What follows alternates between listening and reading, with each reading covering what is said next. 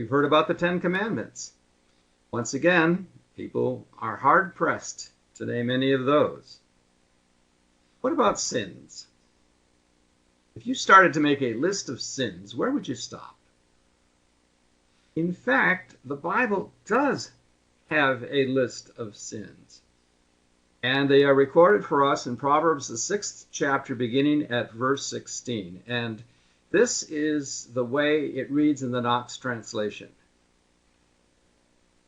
6 things I will tell thee, and I will name a 7th for good measure. The Lord hates and will never abide: the haughty look, the lying tongue, the hands that take innocent life, the heart that ever devises thoughts of mischief, the feet that hasten upon an ill errand, and the false witness whose every breath is perjury, the sower of strife among brethren.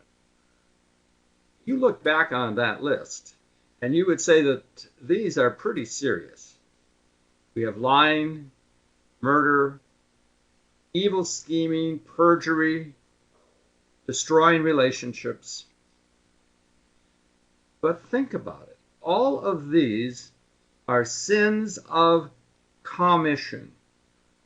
There are, of course, other kinds of sins, and I'm thinking specifically of sins of omission.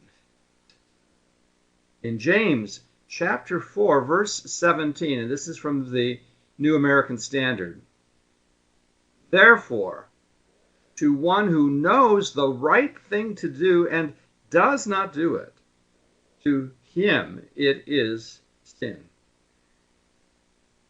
Now, to learn that we have a serious fault is one thing, but to discover a deadly sin in ourselves that we hate to see in other people is even worse. Paul, in his letter to the Romans, picked the one commandment that he knew everyone had violated, and which therefore proved that all were sinful and couldn't keep the law. In Romans, the 7th chapter, verses 7 and 8, and I've picked the Phillips translation for this one. He wrote, I should never have had sin brought home to me except for the law. Now, for example, I should never have felt guilty of the sin of coveting if I had not heard the law saying, thou shalt not covet. But the sin in me, finding in the commandment an opportunity to express itself, stimulated all my covetous desires. Covet is a word that we don't hear very often. It has the thought of desire or a secret longing for something to which one has no right. It's very much like envy. And most of us would agree that we do have secret longings, secret desires for things to which we have no right. So is that the only sin that we are likely to commit from time to time? Not. We have all seen people who claim to possess great spirituality, and they still do evil things. How can this be? They simply rationalize their behavior. They make excuses. And we all do it. Jeremiah, the 17th chapter, verse 9. The heart is deceitful above all things and desperately wicked. Who can know it? The phrase blind spot describes this ability to indulge in self-delusion. The phenomenon was illustrated by a wonderful metaphor that was used by Jesus. From Matthew, the 7th chapter, verse 3, and this is the Phillips translation of the Greek. And Jesus says, and it's so colorful and vivid in Phillips. Why do you look at the speck of sawdust in your brother's eye and fail to notice the plank in your own? Friends rarely tell us things we don't want to hear. Even if they did, we probably wouldn't believe them. That's why conversations with people who dislike us can be especially revealing. Our enemies have no reason to shield us from our own failings. So maybe, as one observer pointed out, that's just another reason to love your enemies. We're going to talk about 7 deadly sins. These are things you can suffer from. Some cases you know it, but you could be practicing self-delusion and you may not even be aware of it. As we said before, this title is more famous than the sins themselves. This is according to Wikipedia. They tell us that the original list was the idea of a monk in the 4th century. Near the end of the 6th century, Pope Gregory I revised the list and limited it to 7. And here they are. We have got gluttony is the first. We have greed is the second. Envy is the third. Sloth is the fourth. That is followed by anger. Then comes lust and pride. Interestingly enough, pride is the only one on this list of 7 deadly sins, which you will also find in the Proverbs 6 list that we started with. I'm not sure how it may have read in your version, your translation of Proverbs 6, but I think in some translations it says uplifted eyes, which is the way it describes pride.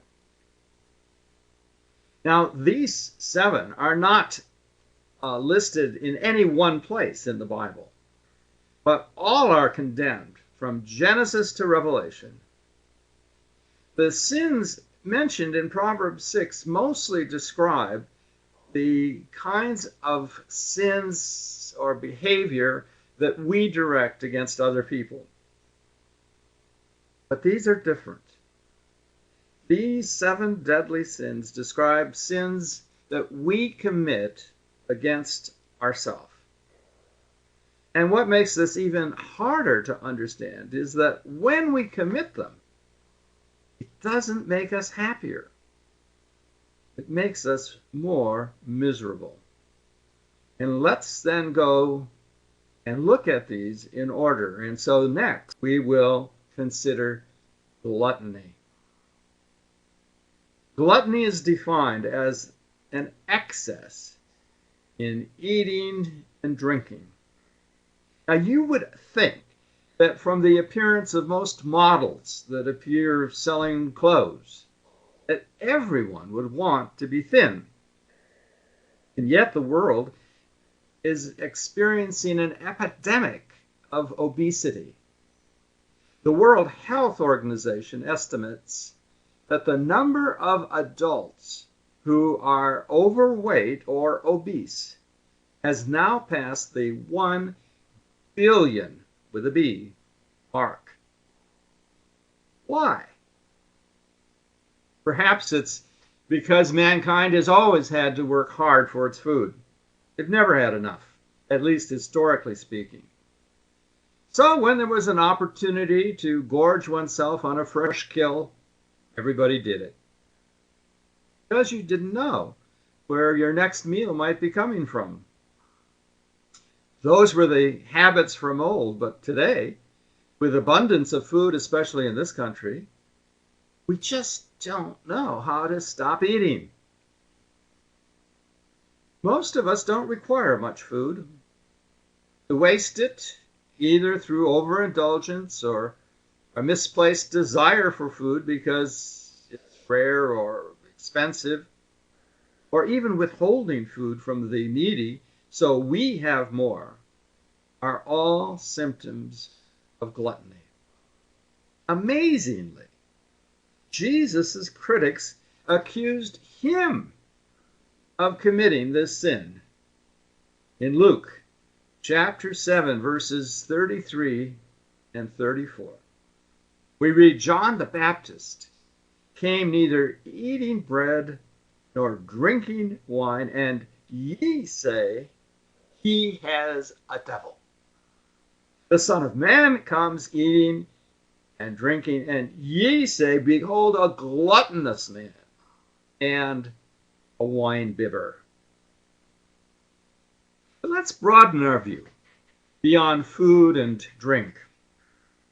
If you feel you have a right to anything and everything because you can afford it, if you indulge your every whim, if you have no idea what the word moderation and self-restraint mean, you are probably guilty of the sin of gluttony. Now, usually those that suffer from this sin and some of the other sins on our list don't see it in themselves. Now, if you say, this sin is no big deal, you have successfully rationalized your own behavior. You are making sure that your conscience no longer condemns you. Let's step to the next. Greed. Greed usually says that it wants its fair share, but in fact it wants a lot more than that. Greed is usually associated with an excessive love of money and power, and there can never be enough. Once we begin to indulge a tendency toward greed, it can never be satisfied. Greed demands the credit. It demands the praise for the work of others. Greed wants more than one needs and can use. Worshipping money is modern-day idolatry.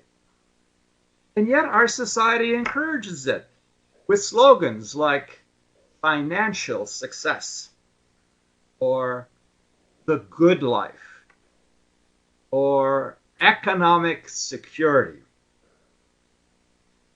Jude, verse 11, speaks of ungodly men who ran greedily after the error of Balaam for reward.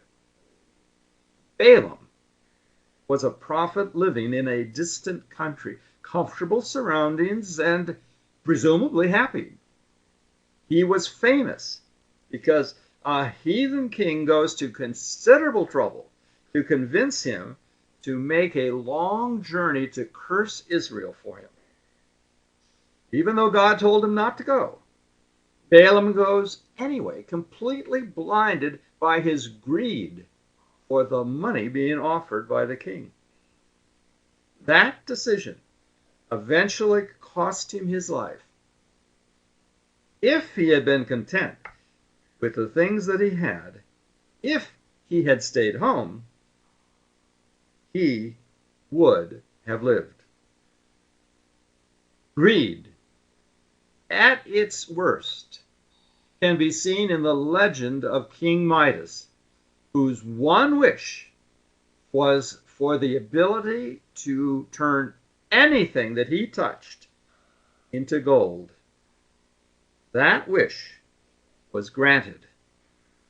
We see, of course, that he was thinking about money. His wish was granted, and soon the palace was an amazing place. Even the outer gates had turned to gold. To the king's horror, he couldn't eat. He reached for an apple, and it turned to gold. When he touched his daughter as she ran to him, she turned to gold. Everything of any value to him suddenly had no value whatsoever. So do you want the Midas touch? Gold in any form really should not matter that much to you. The next is envy. Envy resents the advantages that are enjoyed by others, coupled with a desire to possess those very same advantages. It is the one sin that is completely under our control. In fact, this sin is so shameful, we dare not tell anyone that we have it. Carried to an extreme, it is a desire for our own good, even if it means depriving others of what they have. Job chapter 5, verse 2 from the NIV. Resentment kills a fool, and envy slays the simple. That word envy is Strong's 7068. It's a word that is also translated jealousy. And I actually can't tell the difference between envy and jealousy. If you have the power, you may decide to do whatever needs to be done to satisfy your envy. David took Bathsheba. Ahab murdered Naboth in order to possess his vineyard. One of the first accounts of human intervention is the experience of Cain and Abel. Cain envied his brother Abel, so he killed him. Saul envies David, and he tries to kill him.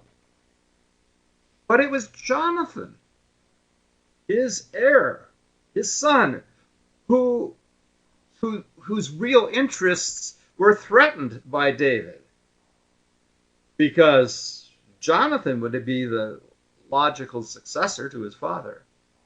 But Jonathan loved David. Well, what do you do if you don't have the power to satisfy your envy? Now, although you might claim to not have any envy, others might think differently about you when they hear you speak. I once heard jealousy described as drinking poison and then waiting for the other person to die. Do you have feelings of envy? If you do, others may hear you say how unworthy other people are for the good fortune that they have, and how much better it would be if you received, or your group received, those same favors. Unless you destroy those feelings, they will surely kill you. The sloth. This is an old-fashioned word. It describes an aversion to work. Laziness is what we call it today. There exists a mammal called a sloth. Probably none of you have ever seen one. I think it gets its name because it's slow-moving. I had never seen one, so I looked it up in Google Images, and here's what it looks like. Sloth works to deaden our spiritual senses, and it thus makes it more and more difficult to respond to God. Eventually, one drifts off into the sleep of complacency.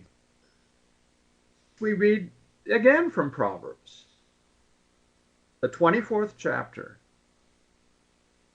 I went by the field of the slothful, and lo, it was all grown over with thorns.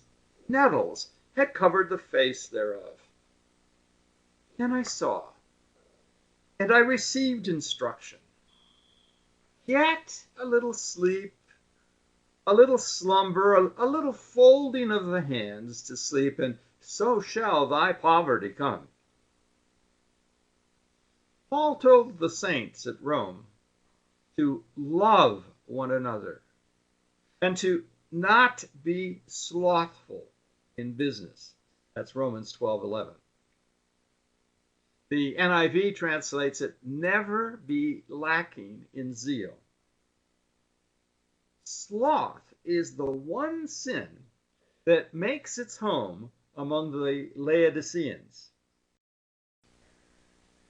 In Revelation 3, verses 15 and 16, I know thy works. You are neither cold nor hot. So because you're lukewarm and not cold or hot, I will spew thee out of my mouth. Another example of sloth is contained in the parable of the talents, and we'll see that next. In Matthew 25, verses 24 and 25 from the NIV, it says, Then the man who had received the 1 talent came, and he said, Master, I knew that you are a hard man, and so I was afraid, and I went out and I hid your talent in the ground. See, here is what belongs to you. As it turns out, sloth was a problem in the church at Thessalonica. And Paul wrote to them from 2 Thessalonians chapter 3, verses 10 and 11. This is the New English translation. Paul writes, During our stay with you, we laid down the rule. The man who will not work shall not eat. Now we mention this because we hear that some of your number are idling away their time, minding everybody's business but their own. Judas is an example of sloth. He wanted only what was in his own self-interest. He was not interested in activity for the master. Wasting time is like receiving the grace of God in vain. Laziness is condemned because the work that we should be doing has to now be done by others. It's like the sin of gluttony because it's a sin of waste. Indulging the sin of sloth makes it clear that we cannot be trusted with more responsibility because we have been so unfaithful to what has been given to us. There is a proverb that says, the devil finds work for idle hands. That illustrates why it is so important for us to be zealous in the work of the Lord. Our next sin is anger. That is another sin that is absolutely of our own doing. It is one of the most common, it is one of the most powerful of all of these sins. It serves no legitimate moral purpose, and once aroused, it easily gets out of control. Now, even though indulging anger is never in our best interest, those who do it always think that they have the right to be angry. Anger overturns, it destroys, it never builds up and preserves. Anger makes everybody unhappy. Anger has been described as a love of justice that gets perverted into revenge, spite. Impatience with the faults of others is associated with anger. Now, we ought to be impatient with our own faults, but few people are. The greater the self-control, the less tendency there is toward anger. An angry person is out of control, and will likely do things that he'll regret later. We mentioned Cain's envy toward Abel, and those feelings soon became obvious when God speaks to Cain, and he asks him, "Why are you so angry?" But Cain thinks that his anger is justified. So when the two of them are together in the field, he kills his brother. Has that made his situation better? It has not. It is now far, far worse. And that's usually what happens when those with no self-control spring into action. One who becomes angry usually tells himself how justified he is in having such feelings. Soon he thinks about how to get even, how to take revenge, how to make somebody else really suffer. Although this is so common in the world, don't you do it. From Romans, the 12th chapter, verses 19 and then 21, from the NIV, if it is possible, as far as it depends on you, live at peace with everyone. Do not take revenge, my friends, but leave room for God's wrath. Do not be overcome by evil, but overcome evil with good. Let's move to the next sin, lust. The word means to have an intense or an obsessive desire for something, and it usually has a sexual context to it. Like all the other sins, it is voluntary. It is completely under our control. The Bible tells us about the men of Sodom who lusted after the guests who had come in under Lot's roof.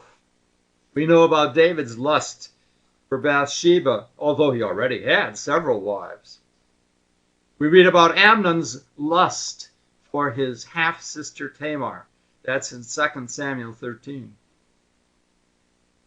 But lust has a far wider context than that. There is a lust for power.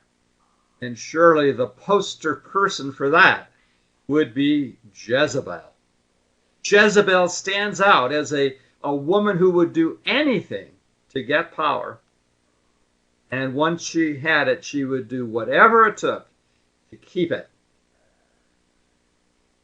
Notice another context for lust, 1 Corinthians 10, 6 and then 11. These things were our examples, to the intent that we should not, and here's the word, lust after evil things, as they also lusted. Then verse 11. All these things happened to them for ensamples, that's the King James, types, margin. They are written for our admonition, upon whom the ends of the world are come. One example of Israel lusting after evil things is Numbers 11, verses 4 to 6. And we read it. And the mixed multitude that was among them fell a lusting. And the children of Israel also wept again, and they said, Who shall give us flesh to eat? Why, we remember the fish that we did eat in Egypt freely. We remember the cucumbers, the melons, the leeks, the onions, and of course the garlic.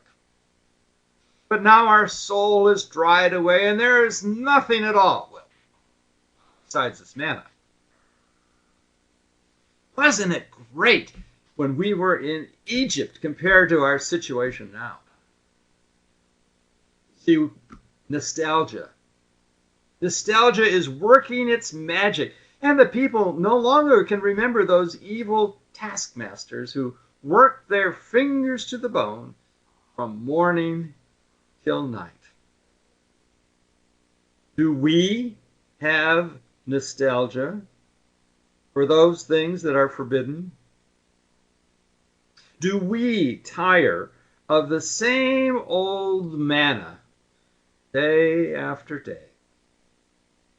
Ingratitude of any kind is sad to see, but the Lord may permit you to indulge your ingratitude if you have a mind to do so. Remember when those Israelites were lusting after flesh to eat. The quails were sent. And after the quails, a plague followed. And we read that there they buried, and I'm now quoting, the people that lusted, unquote. Lust is the self-destructive drive for pleasure that is way out of proportion to its worth. Sex, power, image, or anything else can get badly out of control. But self-control and self-mastery prevent pleasure from killing the soul by suffocating it. Let's move to the next deadly sin. And that's pride. Pride is the only deadly sin that made the list in Proverbs 6:16. And there it is called the haughty look. Pride feeds all the other deadly sins. Pride makes you feel as though you are the most important. Thus, you believe that gluttony or greed or lust are legitimate ways to satisfy your needs, regardless what it does to others. If you think that you are important, envy tells you that you deserve what others have. Important people don't have to work. And since you are important, sloth is encouraged. And of course, those who disagree with you deserve your anger. It has been said that temper gets us into trouble, and pride keeps us there. The irony is that those who indulge their pride almost always become miserable. I want you to picture in your mind somebody that you know who, in your opinion, is strongly focused on himself or herself, really very interested in his or her needs, wants, rights. If they're older, there may be things like facelifts or plastic surgery or hair implants, whatever delivers the right image. Know a lot of people, each of you.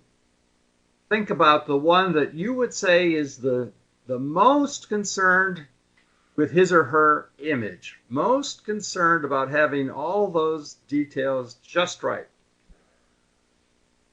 Got somebody in your mind? Clear as a bell? Hold that thought. Now the question is, would you say that person is happy? My guess is the answer comes out probably not. Second part of the exercise. Forget that person. Clear it from your memory. Now I want you to think about, of all the people you know, who is the person you would say, in your opinion, is absolutely the happiest? You know lots of people. Just go through your mental file of those people and pick the card that has the photo of the person that is really happy. Put that up in your memory bank and look at it. Got it? That is one of the happiest people you know. Why? Why is that person happy? Well, we have to guess, of course. We haven't gone to him or her and asked the question directly. But my guess is that person is paying far more attention to other people than he or she is paying to his own person. And there's a lesson there in that. Most human beings really want to be happy. And one of the ways that can be achieved is concentrating on other people. When a person wants to be important, when a person wants to be attractive to others, there is an excessive love for self. That's why pride is so hated by God. God should be the object of our love for self. That's why pride is so hated by God. God should be the object of our love because of the grace that He has given to each of us. Excessive love for ourself corrupts our relationship with God because it replaces Him with another human being, in this case, ourself. The 7 deadly sins have also been called carnal sins. The word carnal means the flesh. And Paul equates carnality with death. In Romans, the 8th chapter, verses 6 and 7, he says, to be carnally minded is death, but to be spiritually minded is life and peace.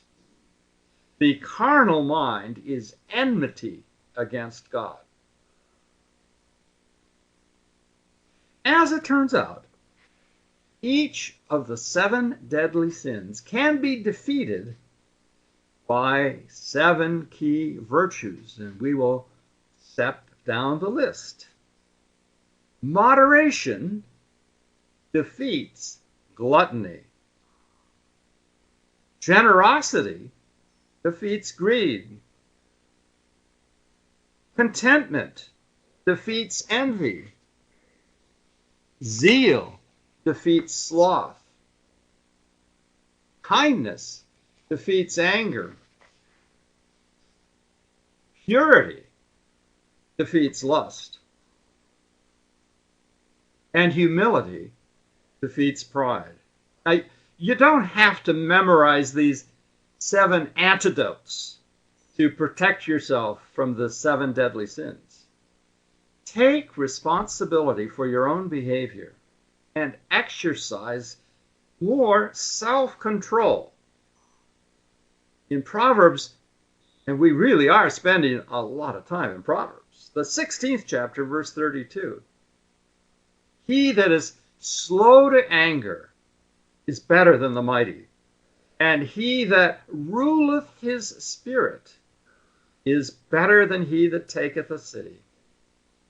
That ruleth his spirit is just another way of saying self-control. May the Lord give each one of us the strength to bring every one of our evil desires into subjection to His will, so that we, each one of us, may be found faithful even unto death. Amen.